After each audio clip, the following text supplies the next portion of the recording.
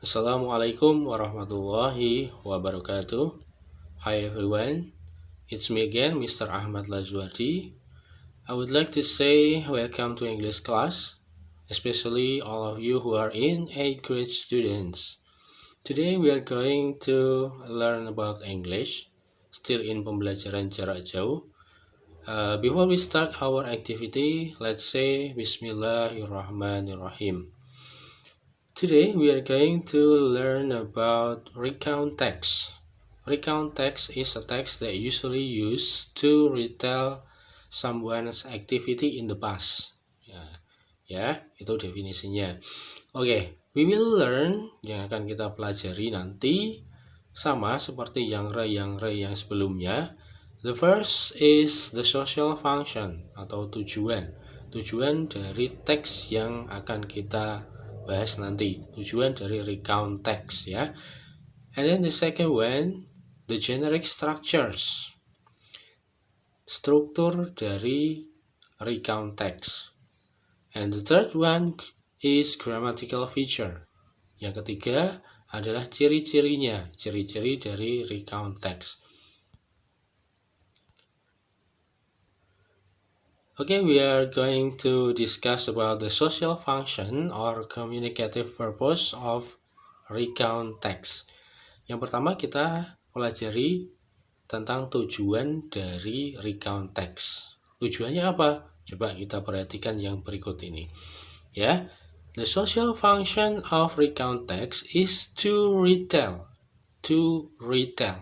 past event or activity.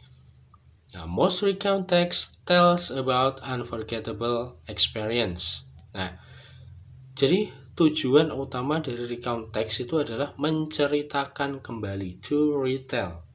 To retell itu menceritakan kembali. Past event or activity, peristiwa atau kejadian yang telah terjadi pada waktu lampau. Nah, most recount text itu biasanya kebanyakan dari recount text itu menceritakan tentang pengalaman pribadi yang tak terlupakan. Ini untuk kelas MTS atau SMP. Jadi untuk kelas MTS ataupun SMP itu biasanya kebanyakan recount text menjelaskan tentang unforgettable experience, pengalaman yang tak terlupakan. Oke, next. The generic structure of recount text. Struktur dari recount text. Strukturnya ada apa saja? Coba kita lihat berikut ini. Nah, the first structure is orientation.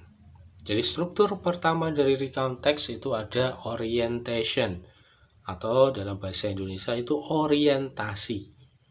Orientasi itu sama dengan perkenalan. Ya, jadi di sini orientation introduce the participant, place and time. Jadi yang diperkenalkan adalah tokoh utamanya, kemudian tempat terjadinya kejadian atau peristiwa itu, waktu kejadiannya kapan. Nah, waktu kejadiannya kapan. Jadi tokoh utamanya siapa, tempat kejadiannya di mana, waktunya kapan, dan yang paling penting adalah kegiatannya atau aktivitasnya itu apa. Jadi yang orientation itu adalah perkenalan. Oke, struktur yang kedua di sini ada events. Events ada akhiran S. Itu menunjukkan bahwa eventnya pasti lebih dari satu. Nah, events di sini keterangannya ada sequences of events. Artinya rangkaian kejadian. Nah, ketika kita mengalami sesuatu, mengalami kejadian ya, mengalami peristiwa, itu pasti ada rangkaian kejadian atau urut-urutan kejadian.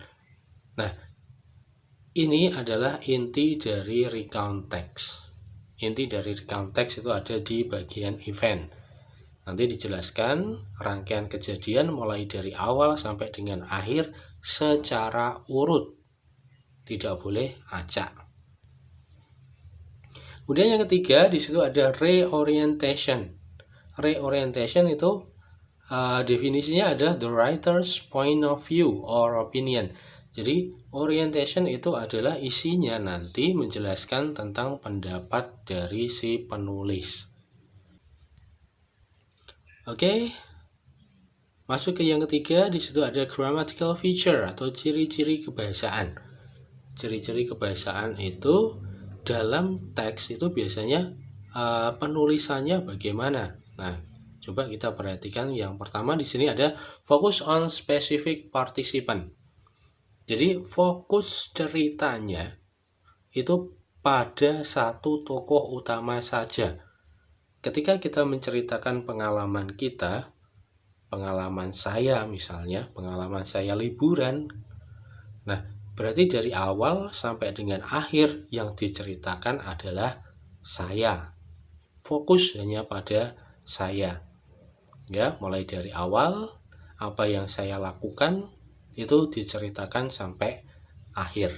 Kemudian yang kedua, using simple past tense, menggunakan simple past tense. Jadi tenses yang digunakan adalah simple past tense. Kenapa? Karena kejadiannya sudah lampau, sudah terjadi. Nah, untuk simple past tense ini materinya sudah kita bahas di pertemuan sebelumnya pada bulan Februari kemarin sebelum pelaksanaan UHB. Nah, itu ada simple past tense.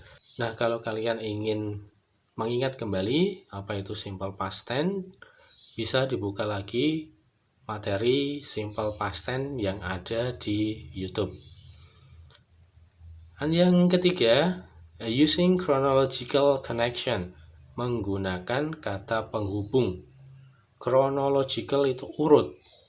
Nah, tadi sudah dibilang bahwa event itu berisi tentang rangkaian kejadian atau rangkaian peristiwa. Nah, antara peristiwa yang satu dengan peristiwa yang lain itu pasti kita gunakan kata penghubung.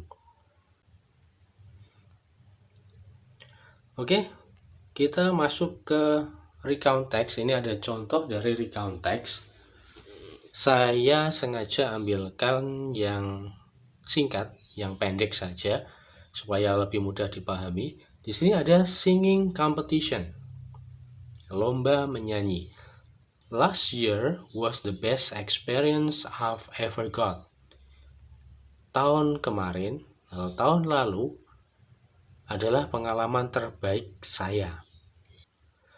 I was the first winner of singing competition. Saya menjadi juara pertama lomba menyanyi. Nah, dari kalimat awal yang seperti ini bisa kita pastikan strukturnya adalah orientation. Ya, kita ingat kembali, orientation itu apa? Ya, orientation itu perkenalan. Yang diperkenalkan adalah tokoh utamanya. Tokoh utamanya siapa di sini? Saya. Nah, kemudian selain tokoh utama, di situ ada waktu kejadiannya. Waktu kejadiannya kapan? Last year. Ya, ada tempatnya. Nah, kebetulan di sini tidak ada tempatnya.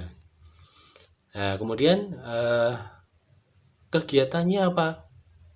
Nah, kegiatannya apa? Di sini adalah dia menjadi pemenang lomba menyanyi. Jadi di awal itu orientation. Kemudian yang berikutnya, I love singing since I was kid. Saya suka menyanyi sejak masih kecil. I practice so hard before the D-Day. Saya selalu latihan ya sebelum the D-Day, sebelum hari H, hari pelaksanaan dari lomba menyanyi. Kemudian my parents were really supportive. Kedua orang tuaku sangat mendukung. They helped me to practice and prepared healthy food for me. Mereka selalu membantu saya berlatih, latihan nyanyi, ya, dan mempersiapkan makanan sehat untuk saya. They also gave me motivation to believe in myself. Mereka juga selalu memberikan motivasi untuk saya agar lebih percaya diri. Nah, kalau kita perhatikan di sini ada beberapa rangkaian kejadian. Jadi dia menceritakan sejak masih kecil. Kemudian dia menjelang pelaksanaan lomba, dia itu selalu berlatih dengan rajin ya. Kemudian dia juga ketika latihan dibantu, didukung oleh kedua orang tuanya. Nah, seperti itu. Nah, untuk yang bagian tengah ini termasuk strukturnya adalah events, rangkaian kejadian, rangkaian peristiwa. Kemudian paragraf ketiga, that's why winning singing competition meant so much to me.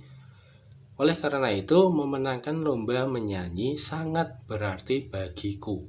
Nah, ini untuk yang ketiga, ini strukturnya adalah reorientation, pendapat pribadi dari si penulis.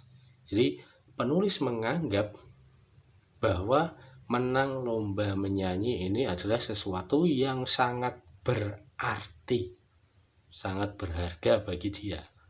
Jadi itu the writer's point of view or opinion ada di reorientation. Kemudian for exercise, untuk latihannya,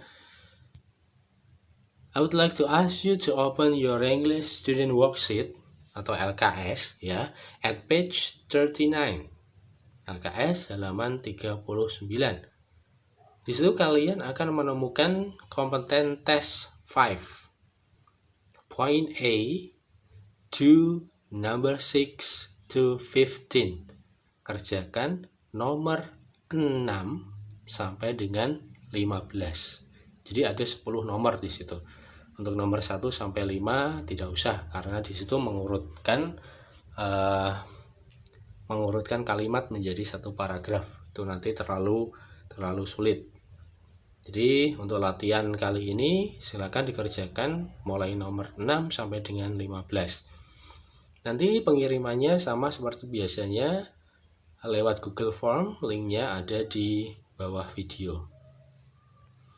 Okay, I think that's all. Let's say Alhamdulillahirabbil alamin.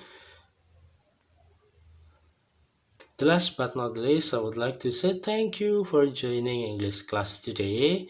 See you next time. See you in the next meeting. Assalamualaikum warahmatullahi wabarakatuh.